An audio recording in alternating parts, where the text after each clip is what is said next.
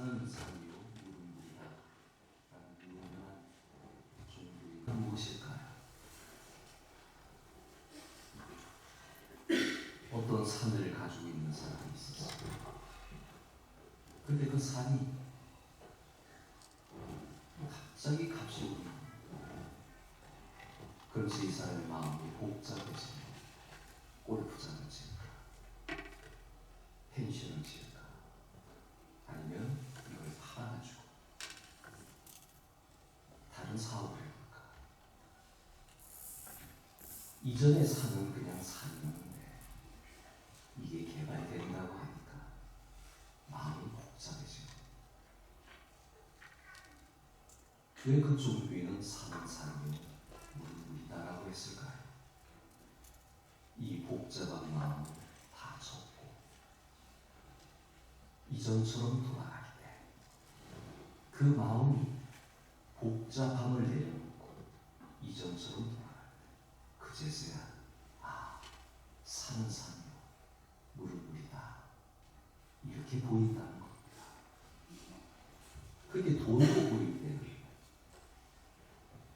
재건축으로 보일 때는 이게 복잡한 마음 속에서 산이 돈으로 보이는 겁니다.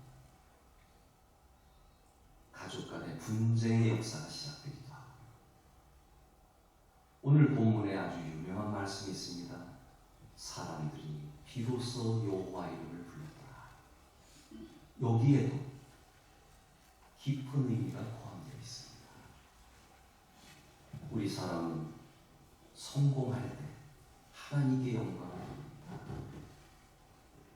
수없이 많은 하나님을 찬양하면서 나를 이렇게 성공케 하셨사오네 하나님을 찾고 하나님의 이름을 부릅니다. 그런데 많은 사람들은 실패할 때 하나님을 부릅니다. 나 좀 살려달라. 성공할 때나 실패할 때 어느 순간에 더 하나님을 찾을까요? 실패했을 때 찾습니다. 헬리나 오웬 얘기 한 번 더 하겠습니다. 하버드와 예일에서 영성학 교수로 사람들이 인정받았고 많은 책을 썼고, 근데 정작 자신은 내적인 공허감이 있었던 겁니다. 강단에 섰을 때는 박수를 받았고 사람들에게 존경을 받았죠. 막상 집으로 돌아오면 그의 마음은 공허해지는 겁니다. 그는 이렇게 표현을 합니다. 나는 반쪽짜리 인간이 되었다. 온전한 사역이 아니라 반쪽짜리 사역. 내 반은 사람들에게 환호를 받았지만 내 반은 이렇게 공허하고, 그러니 자신의 삶을 반쪽짜리 인간이라고 생각을 한 겁니다. 이 상태가 계속되면서 더 힘들어지게 되다가 장애인 공동체인 라르쉬 공동체로 들어가게 됩니다. 교수직도 내려놓고 이 세상의 모든 걸 포기하고 들어갑니다. 거기에서 사는 산이요 무릉무리다를 깨닫게 됩니다. 나는 거기서 하나님을 발견했다. 어떤 하나님?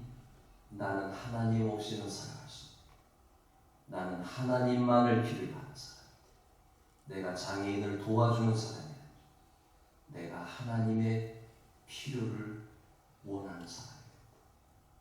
그 자리에 들어가 세상의 모든 것 내려놓고 정말 볼품없는 사람들의 삶의 자리에 들어가 보니까 나도 아무것도 아니구나. 내 자신이 아무것도 아니구나. 거기서 깨닫게 돼서 그의 인생의 마무리를 잘하게 됩니다. 많은 사람이 삶이 무너진 다음에 하나님을 찾게 되는 거, 이건 지극히 정상적이에요.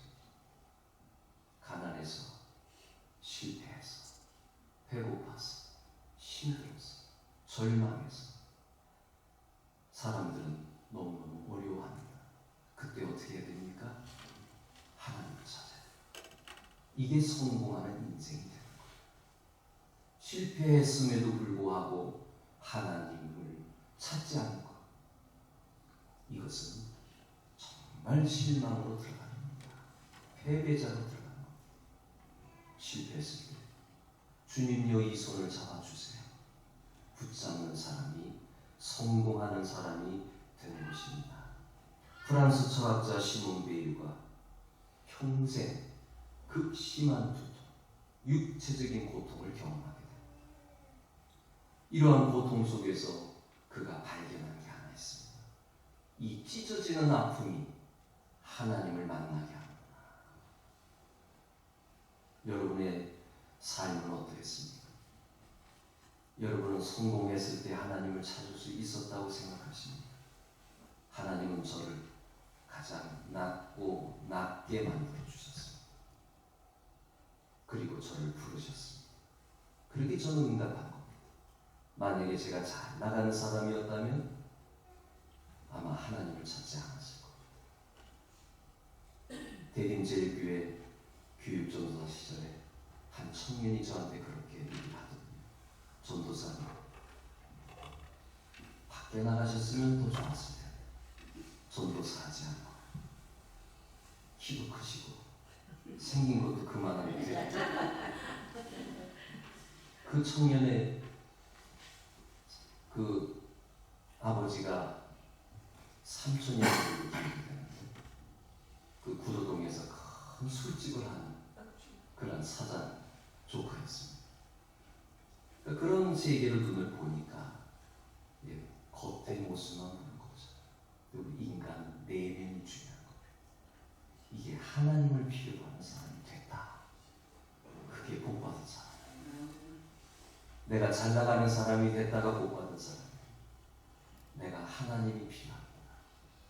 이게 하나님께로 오는 아주 중요한 요소가 된다고 하는 사실입니다. 여기 에노스 시대에 여호와 이름을 불렀다. 비로소라는 단어가 눈에 들어오긴 하는데 그전에는 부르지 않았다는 거죠. 가인의 문명이 어땠을까요? 도시의 문명이었습니다. 근데 그들은 하나님을 찾지 않았습니다. 그러나 에노스 시대의 사람들은 하나님을 찾았습니다. 단순한 문명이 아니라 예배하는 사람, 하나님과 함께 동행하는 사람, 이 사람들로 살았다는 것입니다.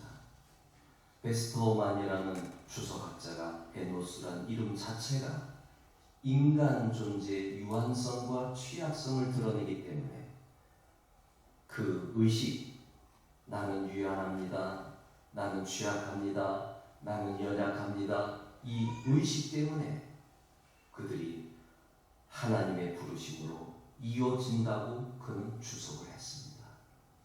이 에노스란 이름 자체가 연약한 존재, 부서지기 쉬운 인간이라는 뜻이거든요. 에노스 이름이 그런 의미거든요. 나는 연약합니다. 나는 부서지기 쉽습니다. 이런 사람은 어떻게 해요? 하나님을 찾는 거예요. 바닥으로 떨어지면 하나님을 부르게 되어 있습니다. 나 좀 살려달라고.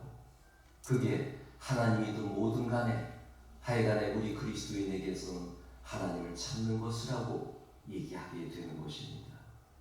그러기에 에노스 시대의 인류는 자신의 연약함을 인식하는 가운데 하나님을 찾은 사람들이라고 얘기할 수가 있습니다.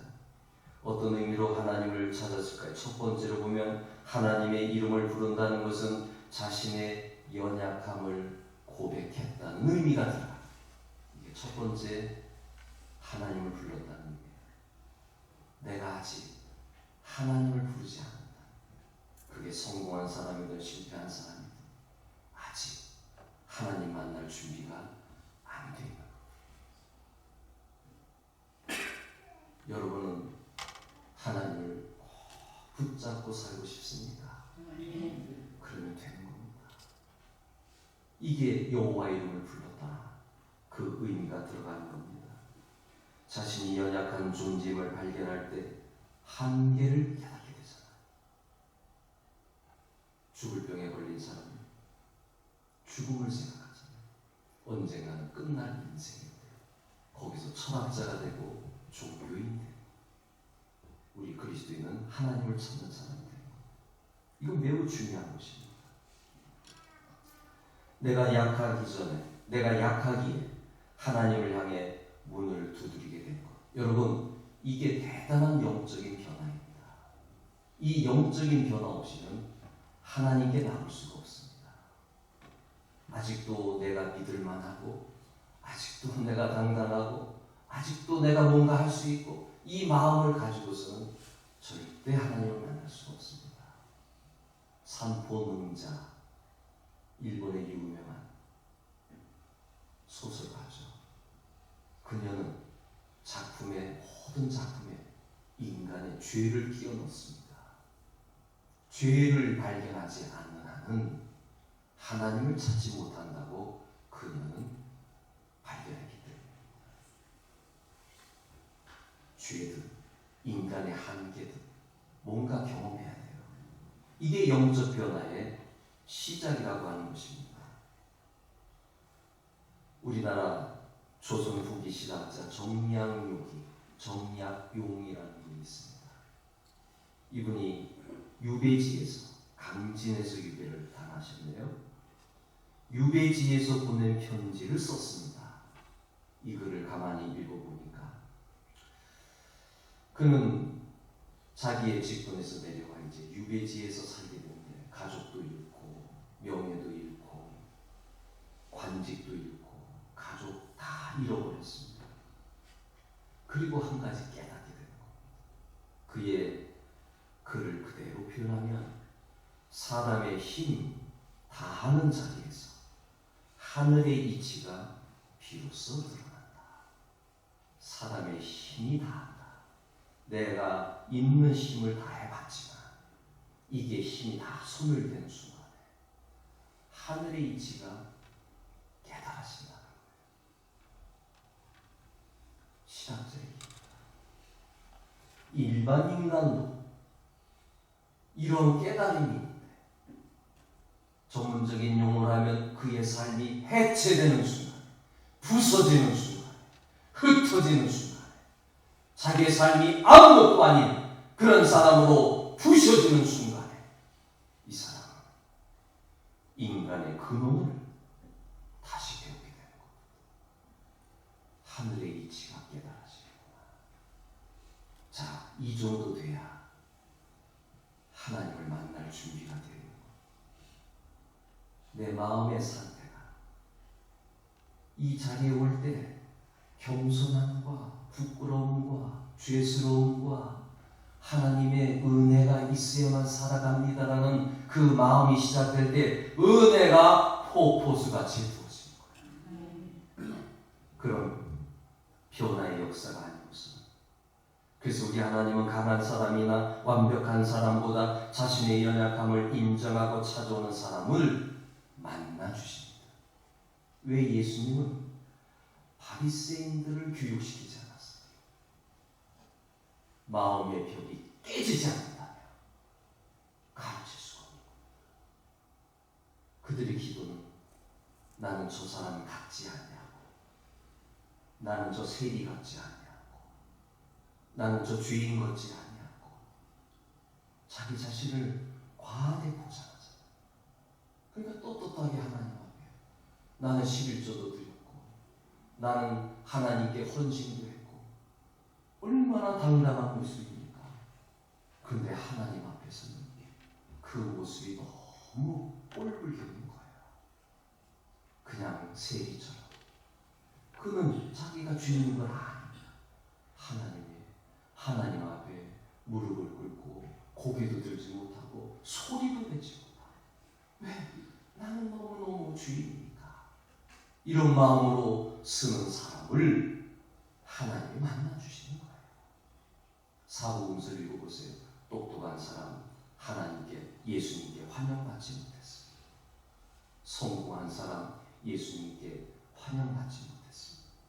만난 사람 죄인들, 병자들. 그래서 세상 사람들은 비꼬기도 하잖아요. 교회 가면 여성들만 많이 있다. 교회 가면 연약한 사람들만 있다. 교회 가면 살려달라는 사람만 있다. 그런데 그게 진짜거든요. 거기서 하나님 만나는 거거든요.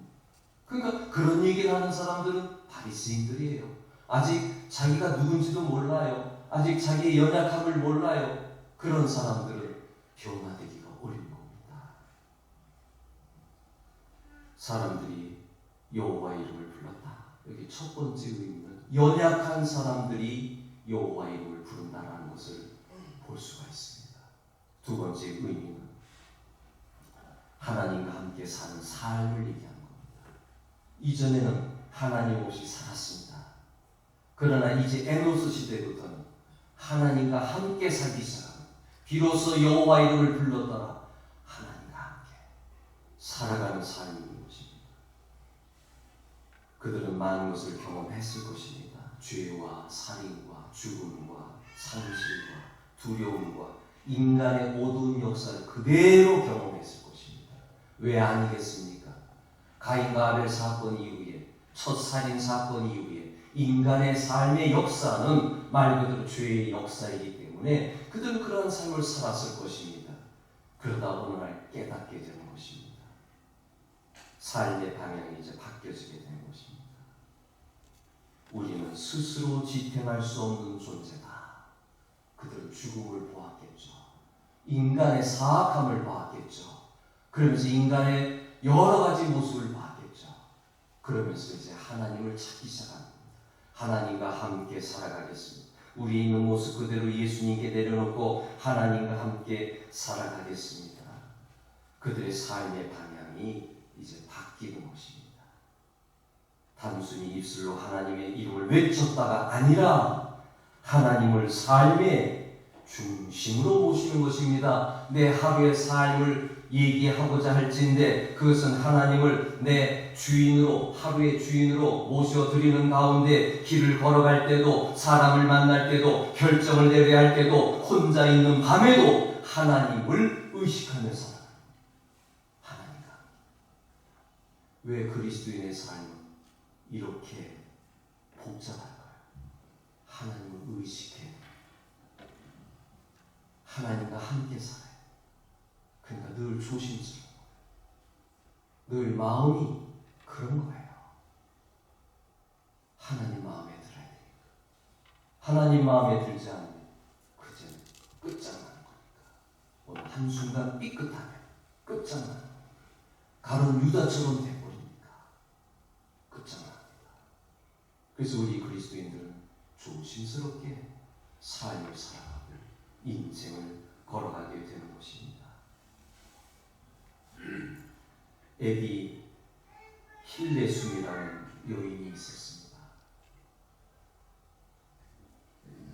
히틀러 시대 사람입니다. 수용소로 끌려가기 전에 그녀는 글을 썼습니다.